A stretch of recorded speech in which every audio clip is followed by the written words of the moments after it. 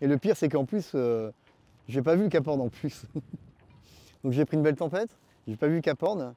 Et puis toi, tu te dis, bah Arnaud, c'est bien fait pour toi.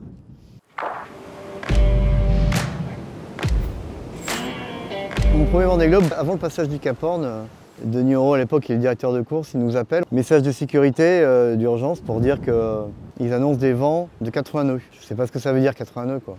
Donc là, je me souviens comme si c'était hier. D'abord, petite panique, quoi.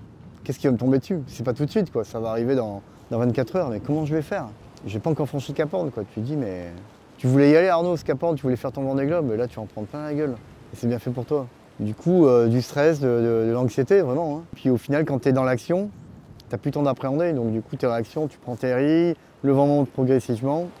Le bateau s'est couché à 2 reprises. Et au final, une fois que j'ai passé tout ça, j'avais rien gagné. J'avais passé cette grosse tempête, mais je me suis senti comme Leonardo DiCaprio, tu sais, à l'avant du bateau.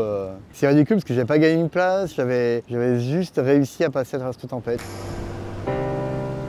Le moment pour moi qui résume tout mon Vendée Globe, c'est mon passage du Cap Horn, où quelques jours avant, on est au centre d'une dépression, donc temps incertain, pas de vent, puis du vent fort. Et au moment du Cap Horn, les fichiers de vent, ils mettent 40 nœuds, donc du vent vraiment très fort, surtout au Cap Horn. Et au final, il y a pétole, donc pas de vent du tout. C'est hyper stressant, parce que tu dis, ça va me tomber dessus. Tu es quand même au Cap Horn, donc tu te dis, mais Arnaud, mais savoure ce moment-là, c'est merveilleux. C'est presque humiliant, tu vois, de la part des éléments, tu vois, tu te retrouves mince alors. Et puis Fabrice Amédéo était juste devant moi, tu vois, je le voyais quasiment à vue. Il m'appelle à la chèvre, ouais, ça y est, ça va vite, ça rentre.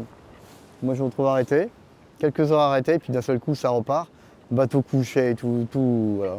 Et finalement j'arrive au bout du Vendée Globe, j'arrive à passer ce Cap Horn et j'arrive en faisant 10e, ce qui est largement pas ridicule.